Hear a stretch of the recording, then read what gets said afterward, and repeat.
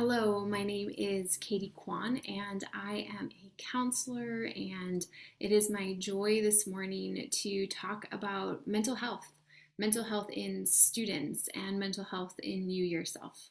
Today, we are going to go through some information, but what I have mostly for you is an invitation to take hold of your mental health, to care, and to know that there are other people in the world who care about it too. I hope to equip you and to resource you and to encourage you along the way. Now, most of you are going to be watching this in the context of a school, and there are many supports and many layers of help that can be offered to you if you just ask. Now, why does mental health matter for students? Well, there are a lot of reasons for that.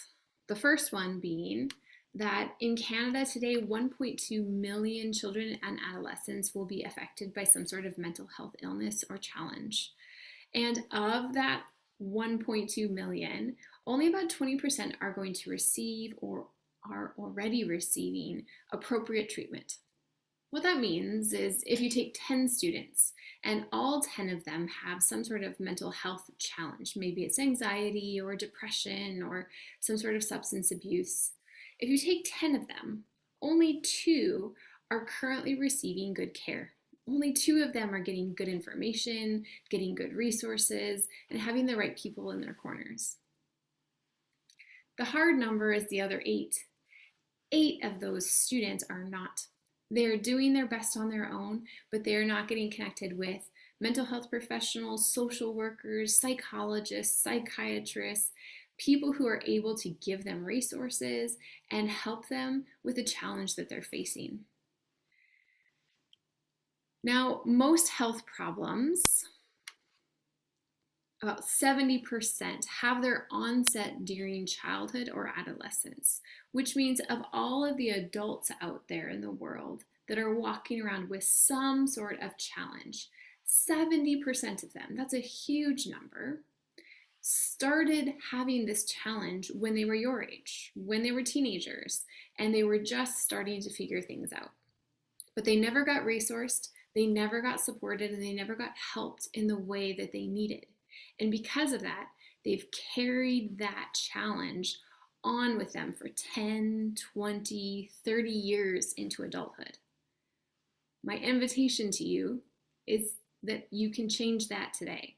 You can change that by starting it now.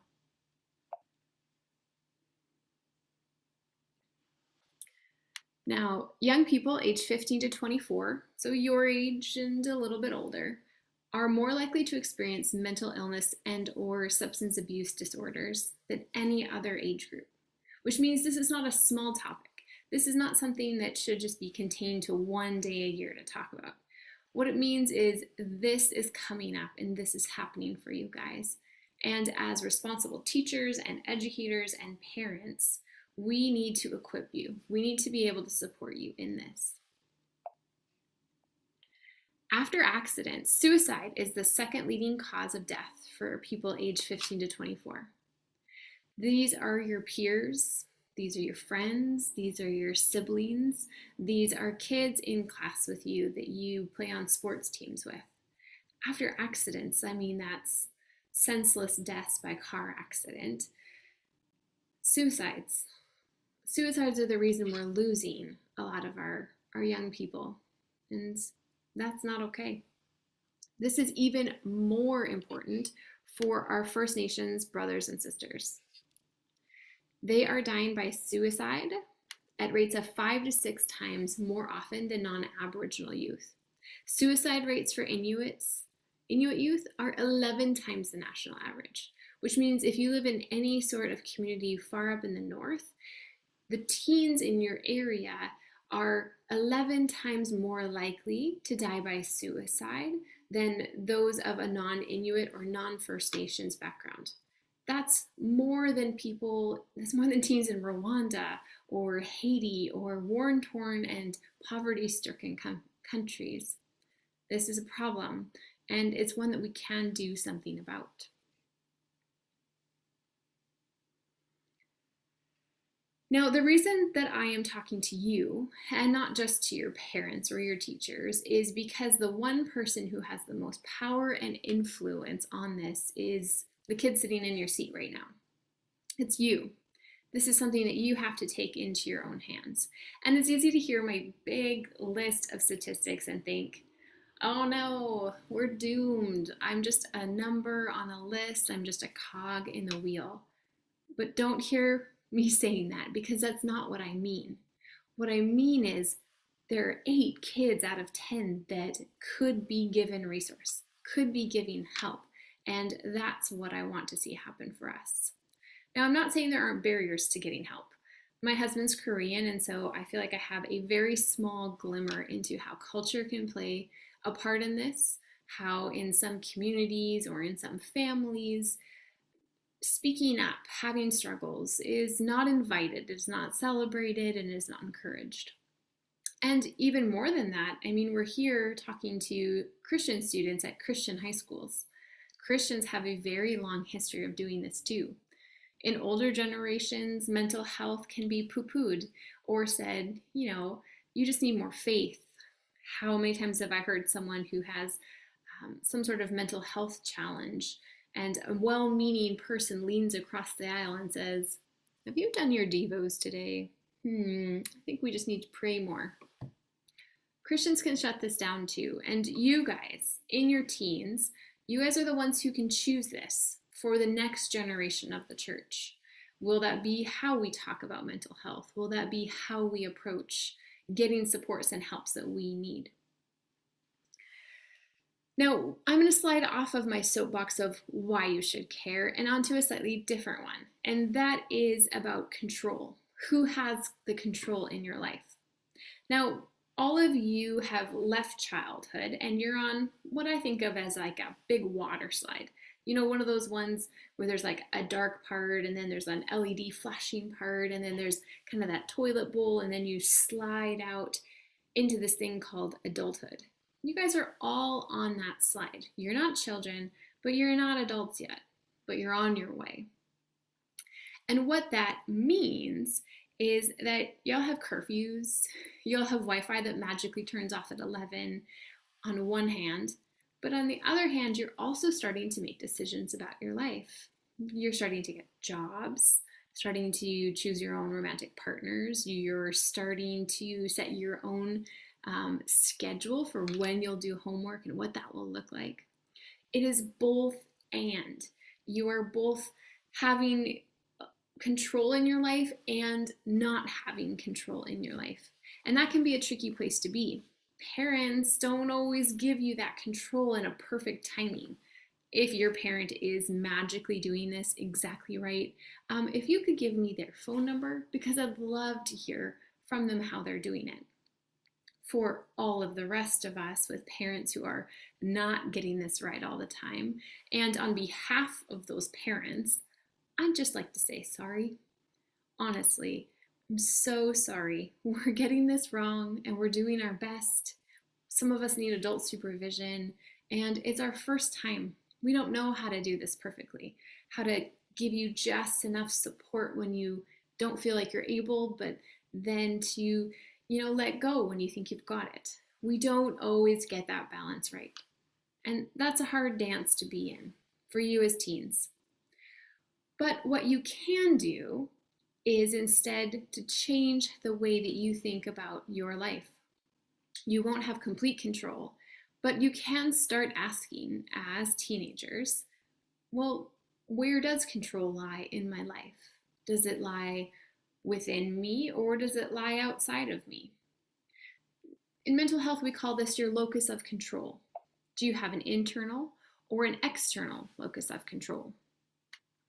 Here on the screen, you'll see a graphic. There are 2 guys. The first one here is a hands on the hip guy, and he has an external locus of control.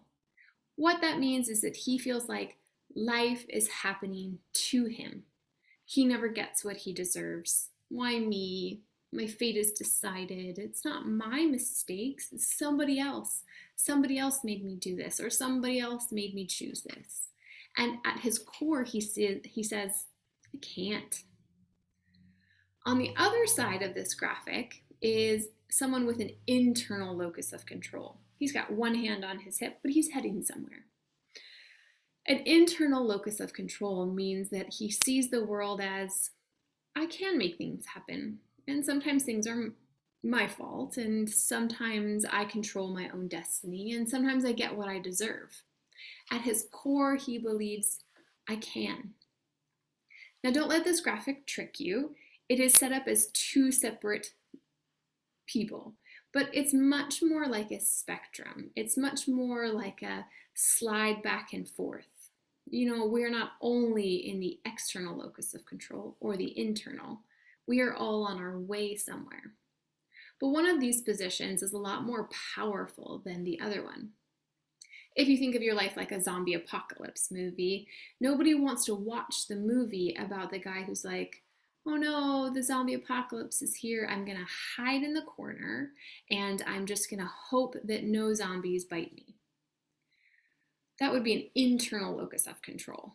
An external locus of control is the guy who's like, my sister was in daycare across town, so I'm going to get together a ragtag crew of misfits and we're going to make our way over there and save her. And I heard up north there's a safe place, so we're going to go get there. And yeah, he's going to have hard times along the way, but he's making his life happen. The question that each of you can ask yourselves is, do I happen to life like my internal locus of control, or does life happen to me? If you want the bumper sticker version, it's moan versus own. Will I moan my way through my life, or will I choose to own it? If your Wi-Fi turns off magically at 11, you can see that as the worst thing ever. Or you can decide to own your life and say, how about I can negotiate with my parents that maybe on the weekends it's later? Or that means I have to do my internet connected things earlier in the evening and save later in the evening for things that don't need the internet. You can find a way through it. Now, we're going to take a little bit of a brain and behavior sidebar here. One of the things that's happening in your brains is a system reboot. Your brains go through two times of growth in your life. The first one was when you were preschoolers. You were very little and your brain was small, and in the course of a couple years, it grew in an intense amount of size. You were learning all kinds of things. You were onboarding all kinds of information. And that's worked for a few years. But now the second time of brain growth is right now. In adolescence, your brain is growing even bigger, but more importantly, it's doing almost like a systems update. It's rebooting everything in order to form the basis of your adult brain. Now, this matters to you, and it matters for a few reasons. If you think of your brain, I'm going to give you a very quick course. Your brain has these things called neurons. And a thought occurs when an electrical impulse travels from one neuron and then jumps this little gap whoop, to the next neuron. Now, having a thought is a whole link of these little neurons together, which is why the first time that you learn a song on the piano, for example, you have to think really hard about it. Okay, which note? Okay, over here. Oh, stretch, I got it. Because the gap between those neurons is quite large. But as you practice, as you keep going and keep playing that song, well, your brain is lazy. It finds ways to be more efficient and do less work. So what happens is between those neurons, they start growing little nodes. And you'll notice that then the distance between those bits is shorter. So instead of a big bloop to jump, it's like a little bleep. It goes much faster, which is why when you've been practicing a song a whole bunch, the more you do it, the faster and the smoother that you can play it. When you've practiced it enough times, you can almost do it without thinking, because it then starts to develop a sheath, almost like a coating that surrounds those neurons that almost sticks them together. So it's one smooth, continuous thought, no jumping. That's why we practice. That's why we keep thinking things again and again. But what this means for the fact that you guys are teenagers, that you're in the middle of a big systems update of your brain, is that how you think about the world right now is becoming the foundation by which your brain is setting you up for your whole adult life. Now, your brain is amazing. You can actually change this. It actually does grow and shift with you as you grow. But it is most efficient to do it right now. To say, the way that I think about myself, the way that I think about my mental health, the way that I talk about myself, moaning or owning, is actually going to change the way my brain builds itself. It's actually going to help, if I'm using really healthy thoughts, it's actually going to help the really healthy neurons getting to me to healthy goals like I can more and more. And then I can build my adult brain on top of those things. So mental health is something that changes.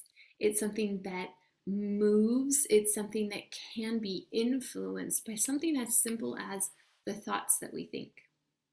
And that is why, as teenagers, you hold a lot of power in your hands over your own mental health.